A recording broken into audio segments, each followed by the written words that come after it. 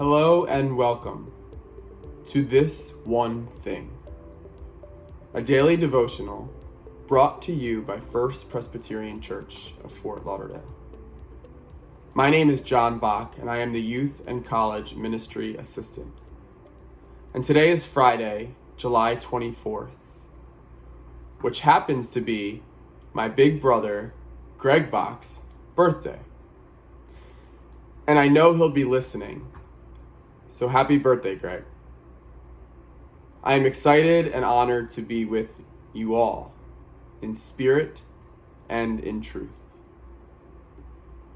One of today's scripture readings in the Revised Common Lectionary comes from the book of Romans, chapter 15, verses 14 to 24. And here Paul writes, "Thus I make it my ambition to proclaim the good news, not where Christ has already been named, so that I do not build on someone else's foundation. But as it is written, those who have never been told of him shall see, and those who have never heard of him shall understand." Have you ever tried selling something? Maybe you currently work in advertising and marketing. Or it could be that you have attempted convincing a friend or family member of a particular idea or concept that you were passionate about. In this process, have you realized that there is a target audience involved during persuasion? Think about it. If you are opening up a brand new air conditioning business, somewhere like South Florida might be a great idea to seek out clientele.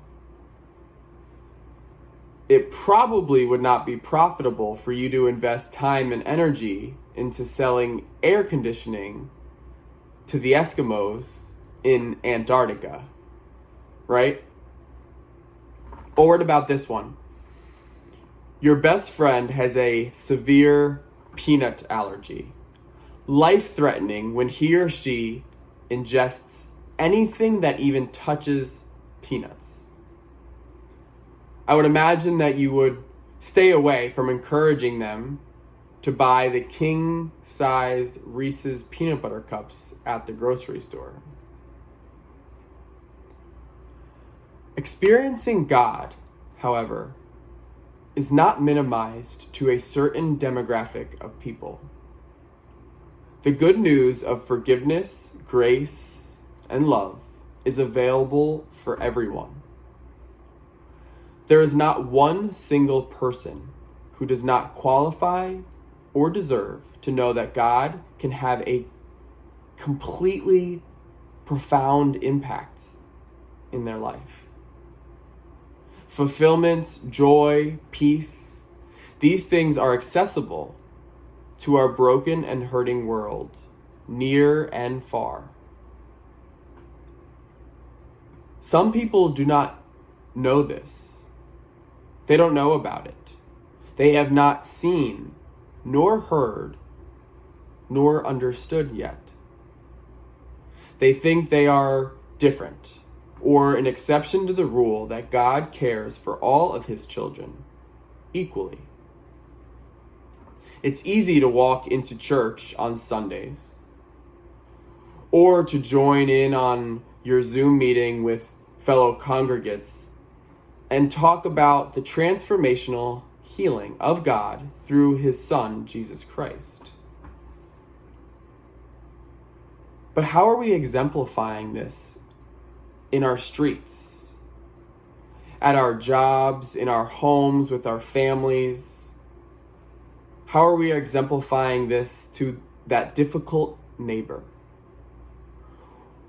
Or in our low-income communities, our LGBT communities, in our prisons, our jails, to our homeless brothers and sisters?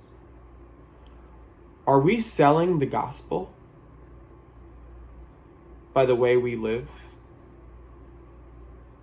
How do people around us know if we are Christian? Do we react differently than the world around us that seeks to separate themselves from others because of opposing views? Are we restricting what we have so freely experienced to only certain people in our lives? If so, why? This one thing is a question for all of us, and I want you to really think about it. Are we making it our ambition to proclaim the good news?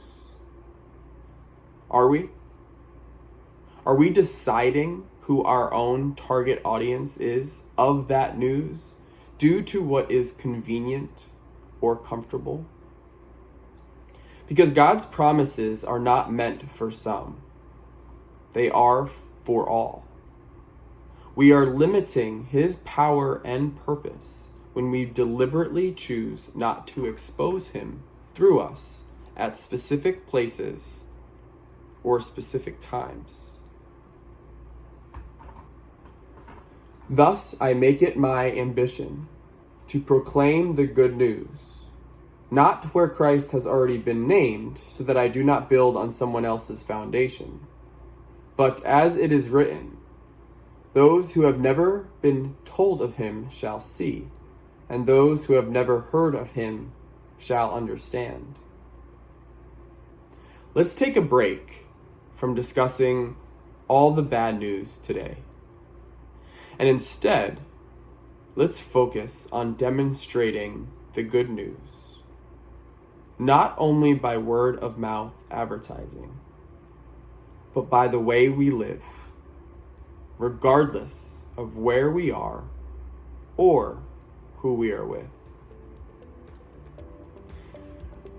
I love each and every single one of you. Thank you for listening today, and I hope you have a safe and wonderful weekend.